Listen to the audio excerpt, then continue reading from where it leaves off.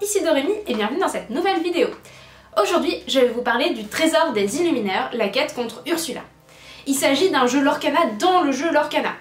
Je rappelle, pour ceux qui n'auraient pas suivi, là les trois au fond, là, que Lorcana est un jeu de cartes à collectionner Disney.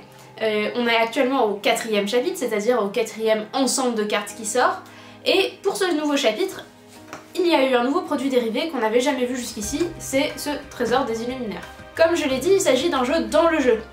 Le but du TCG Lorcana, c'est de faire un deck et de vaincre son adversaire en ayant plus de lore que lui en un minimum de temps. Donc le premier arrivé à 20 est gagné. Ici, c'est pas ça le but du jeu. Il s'agit d'un jeu coopératif où le but c'est de vaincre Ursula. Cette boîte contient donc un deck spécifique à Ursula, une grande carte d'Ursula brillante qui est trop belle. Elle contient aussi 2 decks pour pouvoir jouer contre Ursula et c'est marqué 1 à 2 joueurs. En réalité, on peut jouer jusqu'à 4 joueurs si on a cette boîte, il suffit d'avoir d'autres decks par ailleurs. Vous avez besoin d'une boîte comme ça pour avoir le deck d'Ursula et après vous pouvez jouer à 1, 2, 3 ou 4 avec vos propres cartes. L'idée n'est pas d'utiliser seulement les decks qui sont fournis, il s'agit de cartes tout à fait normales et que vous pourrez réutiliser pour faire vos decks à vous, mais il s'agit surtout de cartes donc, que vous pouvez remplacer. Le but c'est aussi de pouvoir tester ses propres decks contre Ursula. Il y a 4 aventures fournies, c'est-à-dire qu'il y a un deck d'Ursula plus des niveaux entre guillemets de difficulté, c'est-à-dire que vous allez avoir 4 aventures différentes, une facile, une moyenne, une difficile et une extrêmement difficile. A chaque fois, il y a quelques règles qui vont être modifiées. Le fonctionnement du jeu reste cependant globalement le même. Pour vous l'expliquer efficacement, je vous propose tout de suite de faire une partie en 1 versus Ursula. Et après, on revient pour le débriefing de mon avis sur le jeu. Voici donc tout le matériel du coffret. Nous avons en premier le deck d'Ursula. On le reconnaît parce qu'il a un dos de cartes jaune. On peut donc pas utiliser ces cartes pour faire un deck classique. Nous avons la grande carte d'Ursula qui brille. Je sais pas à quel point vous le voyez à la caméra, mais elle brille beaucoup. Nous avons les cartes de mission entre guillemets, d'aventure. Donc elles sont recto verso, il y a bien 4 aventures. On a le tapis d'Ursula qui nous rappelle les différentes zones d'Ursula, qui nous rappelle combien de cartes elle pioche et qui nous donne ses éclats de l'or. Donc elle doit arriver à 40 pour gagner. Ou pour nous faire perdre, comme vous voulez. On a les règles du jeu spécifiques, on a les règles du jeu Lorcana en général. On a une petite récompense que je vous montrerai à la fin. Et on a un tapis et on a des marqueurs de l'or. On a aussi 2 decks de base, alors là j'en ai sorti qu'un puisque je vais jouer seule. Et donc vous voyez qu'il y a une légendaire brillante mais avec un artwork un petit peu particulier puisqu'on voit bien ici les tentacules. Et on a une très rare brillante aussi qui est très bien d'ailleurs. Et à côté de ça on a un deck tout à fait normal avec des cartes plutôt bien. Le deck d'Ursula est à sa place battue, Ursula est à sa place, elle est actuellement 0 de l'or, comme je suis seule, elle commence par piocher 2 cartes. Moi j'ai 0 de l'or actuellement, mon deck est à sa place, et on va jouer avec ceci, c'est le mode facile. Ursula ne piochera pas de cartes supplémentaires en fonction de sa quantité d'éclat de l'or, parce que normalement quand elle arrive à 20 en seule, elle devrait piocher une carte de plus, mais là ce sera pas le cas. Et je peux payer du lore, donc du lore que j'ai déjà gagné, pour faire cet effet. Donc je peux payer l'un, l'autre ou les 3 chaque tour. Je peux en payer aussi aucun, mais je peux pas faire 2 fois le même par contre. On est parti, alors on a plutôt de la chance parce que on a tout de suite Mulan, mais comme vous le voyez dans ma main, mes cartes elles coûtent trop cher pour l'instant. Donc Mulan on va la garder parce que c'est notre condition de victoire. Toutes celles-là on va les jeter parce qu'elles coûtent trop cher. Et donc je vais pas les garder en main, je vais en piocher 6 autres.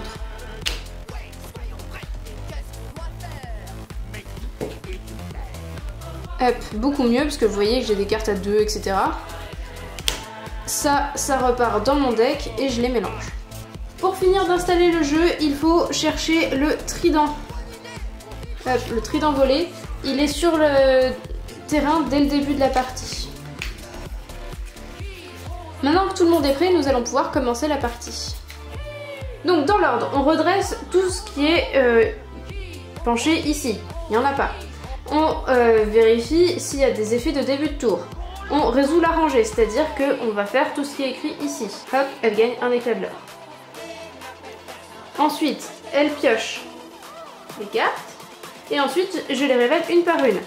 Si je peux payer le coup, ici c'est le cas, 0, parce qu'elle a 0 dans sa réserve d'encre, elle a au moins 0, on l'ajoute ici. Si on ne peut pas payer le coup, comme c'est le cas ici, eh bien, elle va dans la réserve d'encre. Maintenant, Ursula a 1 d'encre. Ça vient maintenant à moi.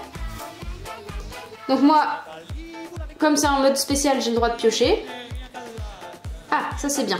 Je vais pouvoir jouer un tour 1. Je vais garder ce Pégase parce qu'il y a pas mal de cartes qui sont insaisissables.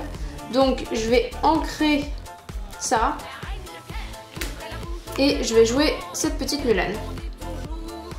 Fin de mon tour, ça vient à Ursula, donc on redresse. On vérifie s'il y a des effets de début de tour, il n'y en a pas. On résout la rangée, elle gagne 1 de l'or, elle gagne 1 de l'or. Elle pioche ces 2 cartes. La première, elle peut pas payer 2, elle va là. La deuxième, elle peut payer 2, elle va ici. Et ça vient à moi. Elle pioche ces 2 cartes. Alors, 1, elle peut le mettre. Il a rempart et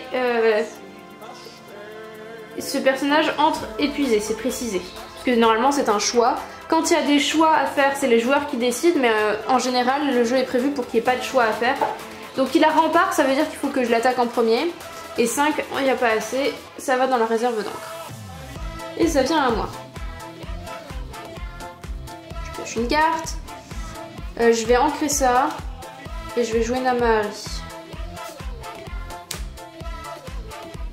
Ça fait que je peux donner plus de dégâts et ce sera très utile sur Namahari par exemple, parce que Namahari, hop, je sais pas si vous l'avez bien vu, mais cette carte elle permet de taper aussi à côté, y compris quelque chose qui est redressé ou insaisissable puisque c'est pas pour un défi. Donc c'est très très utile dans ce genre de configuration. Et on va partir à l'aventure je suppose, parce que je peux pas... je peux sacrifier mon Pégase sur les filles de Triton. Mais c'est un petit peu dommage, sachant que je pourrais juste les utiliser parce qu'elles font pas beaucoup de dégâts par rapport à d'autres. Donc je pourrais juste les utiliser pour taper avec Namahari et qu'elles survivent. Donc je vais juste... Non, Namahari vient d'arriver, je vais juste partir en quête avec les 2 que j'ai droit. Je rappelle qu'elle a toujours 2 jetons de blessure. Fin de mon tour, bon on redresse et on rebaisse 1, 2, 3, 4. Elle arrive à 10. Elle a 10, moi à 3, c'est compliqué. Elle prend sa main. 3, oui elle a... Alors, elle me fait 2 dégâts au personnage qui a le coût le plus élevé. Donc c'est elle, donc elle prend 2 dégâts. Tamatoa, 4. Ouf, j'ai pas 4. Elle a pas 4, pardon. Donc ça va dans la réserve. Et ça vient à moi. Alors vous voyez que Ursula est déjà à 10, moi je suis à 3 péniblement, ça va être compliqué. Alors je pioche ceci, ceci est une bonne carte. Mais est-ce que c'est vraiment ce dont j'ai besoin ? Ça me donne charge et plus 2 d'attaque. Allez Ursula, hop, 4, 17, toujours 2 cartes. Un contrat, alors ça c'est très pénible, je peux pas utiliser les trucs qui sont écrits en marron. Alors ça c'est ce qu'on suppose. Je vous montre la carte de plus près. Donc, on vous demande, on nous dit qu'on ne peut pas utiliser de capacité de champ de bataille, et là il y a un problème de wording parce qu'on n'est pas très sûr de ce que c'est. Nous on a interprété en, et on n'est pas sûr, hein. C'est capacité où il y a un nom spécifique. Peut-être que c'est juste les insaisissables, etc. On ne sait pas, on n'est pas sûr. Nous on est parti du principe que c'était celle en marron et pas celle en comme ça, mais si ça se trouve c'est l'inverse. Ou si ça se trouve c'est tout. Et au début du prochain tour d'Ursula, elle bannit cet objet et elle gagne 3 de l'or. Donc ça veut dire que pendant ce tour je pourrais rien faire à peu près. Par contre au prochain tour, je bannis, enfin l'objet est banni, mais elle gagnera 3 de l'or. Voilà, pénible. Et 2 dommages à tout le monde. Alors, elle meurt, elle meurt, elle meurt. Ok, tout le monde meurt, génial. À moi. J'ai un hey hey à 1, bah je vais le mettre, hein. Et j'ai... Ou alors je peux mettre ma Mulan, mais encore une fois, elle fait pas assez de dégâts pour que ce soit utile. Je pense que j'ai perdu, hein. Je vais pas vous mentir. Alors, 2, 4, 6. 2, 4, 6. Une carte rempart. Donc ça veut dire qu'il faut que je la tue avant les autres. Une carte contrat. Donc je peux pas utiliser les pouvoirs. Ah, j'ai un bingo avec charge. 4. Alors, il fera pas son truc. il peut charger, d'après ce qu'on a interprété nous, mais je ne gagnerai pas d'éclat de l'or. Je peux taper Flotsam, mais ça sert un peu à rien. Et là, elle a gagné. Donc vous voyez, c'est difficile. Alors j'espère que cette partie vous a éclairé, mais mon avis du coup, plutôt notre avis. Nous avons testé le jeu à 2 et seul. Nous avons fait le niveau facile à 2 et on a éclaté Ursula. Et on a fait le niveau normal à 2 et il nous a fallu 4 tentatives pour la vaincre. Sachant que dans les deux cas, on a pris les decks fournis dans la boîte, c'est-à-dire sans aucune modification. Le jeu nous a paru plutôt équilibré, mais les decks de départ ont les bonnes mécaniques pour vaincre Ursula, mais pas assez poussées. Typiquement, la carte qui nous a fait gagner contre Ursula, c'est la Mulan, qui permet de taper plusieurs cibles d'un coup. Et le problème, c'est que cette carte, elle est qu'une seule fois dans le deck, et donc il faut la piocher, sinon bah, on n'arrive pas à gagner. En tout cas, de notre expérience. Donc il faudrait modifier le deck pour en ajouter 3. Le petit problème, c'est une carte légendaire, c'est une vraie légendaire. Il en va de même pour le Yensid d'ailleurs, chacun des deux decks a une carte légendaire. Notre ressenti, c'est que les decks fournis sont un petit peu faibles pour vaincre Ursula, parce que, alors certes, en facile, on a vaincu du premier coup, mais je pense qu'on a eu une bonne sortie, et en normal, on a quand même mis 4 tentatives, c'est pas rien. En solo, j'ai fait 2 parties et j'ai trouvé que c'était plutôt difficile. Alors j'ai fait 2 parties avec le deck Mulan. Peut-être qu'avec le deck Yensid, ça se serait mieux passé. Mais en attendant, ben, à chaque fois ça a été compliqué. Voilà. Alors que j'étais en facile. Donc je pense que le jeu est très très bien. Vraiment, c'est une super chouette idée d'avoir fait un truc coop qui soit difficile. Parce qu'il aurait été trop facile, ça m'aurait moins plu que là, il est plutôt trop difficile. Mais du coup, il faut faire un deck qui soit adapté pour de vrai. Je trouve l'équilibrage en fonction du nombre de joueurs assez malin. Ce qui va changer, c'est le nombre de cartes qu'Ursula va piocher et à quel moment elle en pioche de plus en plus. Et ça, je pense que c'est assez malin.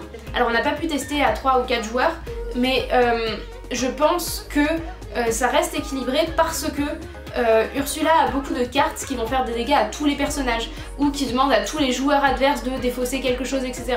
Et du coup, bah, qu'ils soient 1 ou 36 en face, bah, tous vont prendre des dégâts, vont prendre des difficultés, etc. Mais je pense que c'est quand même un petit peu plus facile pour les joueurs de construire des decks thématiques, par exemple avec quelqu'un qui sera focus sur détruire les objets, un qui sera focus sur tuer en AOE, un qui sera focus sur faire du lore, etc. Le principe, je le rappelle cependant, est que tout le monde arrive à 20 de lore, donc on peut pas avoir une personne qui fait du lore et pas les autres. Cependant, dans chaque épreuve, il y a des choses qu'on peut acheter contre du lore, donc s'il y a quelqu'un qui fait plus de lore, bah, il va pouvoir acheter pour tout le monde les capacités qui vont permettre à tout le monde de vaincre, et donc eux ils pourront gagner moins de lore, mais que ça reste équilibré quoi. Et ça, j'ai vraiment trouvé ça très très malin. Pour conclure, alors oui, ce pack il est cher, il coûte 60 €, mais pour moi c'est un très bon investissement parce que vous avez un jeu dans le jeu et parce que vous avez de très bonnes cartes dans les decks de départ.